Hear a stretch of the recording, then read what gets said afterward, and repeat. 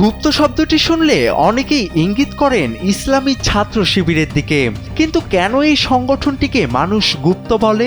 বাংলাদেশের ছাত্র রাজনীতির ইতিহাসে ইসলামী ছাত্র শিবির সবসময়ই একটি রহস্যময় এবং কঠোর গোপনীয়তায় মোড়া সংগঠন হিসেবে আলোচিত। ছাত্রদলের মতে শিবির শুধু সুবিধা নিতেই ছাত্রলীগের ভিড়ে মিশেছিল, এখন আবার সুযোগ বুঝে ভোল পাল্টেছে সংগঠনটি। তবে শিবিরের এই গুপ্ত পরিচয়ের প্রধান কারণ তাদের ৩ স্তরের সাংগঠনিক কাঠামো। শিবিরের সাধারণ কর্মী থেকে শুরু করে রুকন বা সদস্য হওয়ার প্রক্রিয়াটি অত্যন্ত দীর্ঘমেয়াদী এবং কঠোরভাবে নিয়ন্ত্রিত। Presenting Walton Crystal Series. Switch to Premium. Switch to Crystal.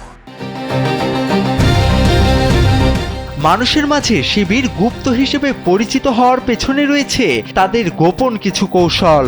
বিভিন্ন রাজনৈতিক প্রতিকূলতায় শিবির সদস্যরা প্রায়ই ছদ্মনামে বিভিন্ন সামাজিক, সাংস্কৃতিক বা অরাজনৈতিক সংগঠনের ব্যানারে তাদের কার্যক্রম পরিচালনা করে। শিবিরের অনেক সদস্যই দাবি করেছেন আওয়ামী জমানায় তারা কেবল বিশ্ববিদ্যালয়ের হলে থাকার জন্য ছাত্রলীগের সাথে মিশে মিছিল মিটিং করেছেন। আবার অনেকেই বলেছেন গুপ্ত না থাকলে অভ্যুত্থানই সফল হতো না। এই বিষয়গুলোকে শিবির হিকমত বা কৌশলগত অবস্থান হিসেবে বর্ণনা করলেও ছাত্রদলের মতে এটিই তাদের আদর্শিক কার্যক্রমকে গোপনে ছড়িয়ে দেয়া এবং আড়ালে থেকে কৌশলে কার্যসিদ্ধির সুপরিকল্পিত পথ মাত্র।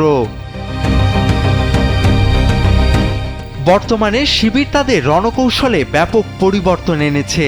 বিশেষ করে সামাজিক যোগাযোগ মাধ্যমে জনমত গঠনে তারা বিশাল এক বট বাহিনী ও আইটি সেল ব্যবহার করছে বলে অভিযোগ রয়েছে।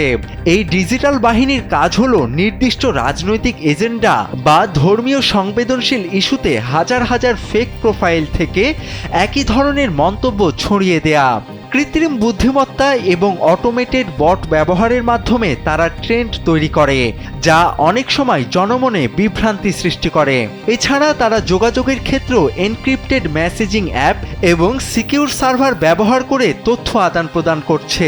মূলত এই প্রযুক্তিগত সতর্কতা এবং মূলধারা রাজনীতির আড়ালে সমান্তরাল কার্যক্রমই তাদের গুপ্ত পরিচয়ের মূল ভিত্তি। তোফায়েল আহমেদ, কালবেলা।